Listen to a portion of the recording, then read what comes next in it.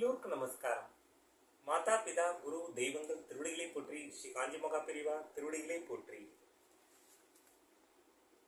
நிலத்து ஏல்வாள் நீர் திரிந்து அற்றாகும் மாந்தர்க்கு இனத்து இயல்பதாகும் அறிவு. மழை நீரானது தான் சேர்ந்த நிலத்தின் தன்மையை பெறும். அதுபோல ஒருவர் தாம் சேரும் இனத்திற்கு ஏற்ப அறிவினை பெறுவார்கள். வள்ளுவர் பெருமானின் அறநெறிகளை பின்பற்றி வாழ்க்கையில் நாம் முன்னேறுவோம். ஸ்ரீ காஞ்சி மகா பெரிவா அருளிய தெய்வத்தின் குரல். அகமும் புறமும். ஒரு மனிதனுடைய இயல்பான உள் ஆனந்தம் மகாசமுத்திரம் மாதிரி இருக்கிறது என்றால், இவன் இப்பொழுது புறத்தில் தேடி ஓடுகிற வஸ்துக்களிலிருந்து கிடைக்கிற ஆனந்தம் எல்லாம் ஒரு திவலை மாதிரி தான். இதை ஒருத்தன் உணர்ந்து விட்டால் அப்புறம் வெளி இன்பத்தை தேடவே மாட்டான். தன்னைத்தானே அனுபவித்துக் கொண்டு ஆனந்த சமுத்திரமாக இருப்பான். சமுத்திரம் இருக்கிற இடத்திலேயே கரையை விட்டு வராமல் இருந்தாலும் அதனிடம் நதிகள் போய் விழுகின்றன அல்லவா?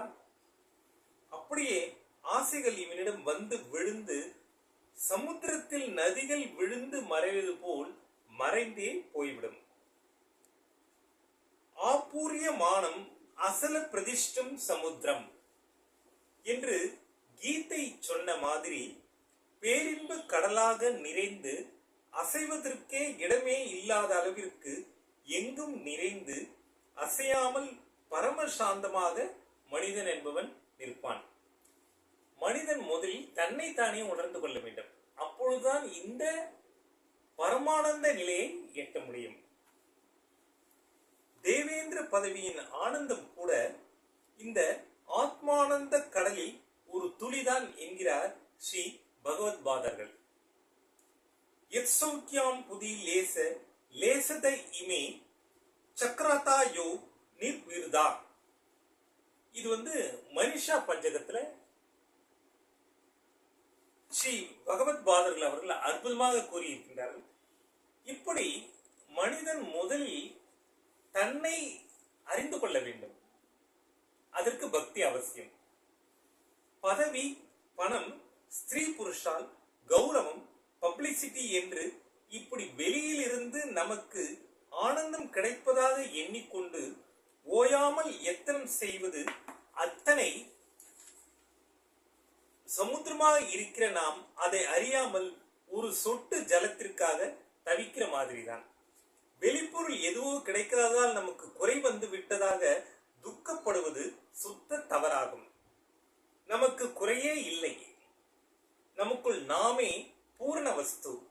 நமக்கு அந்நியமாக வெளியென்றே ஒன்று இல்லை.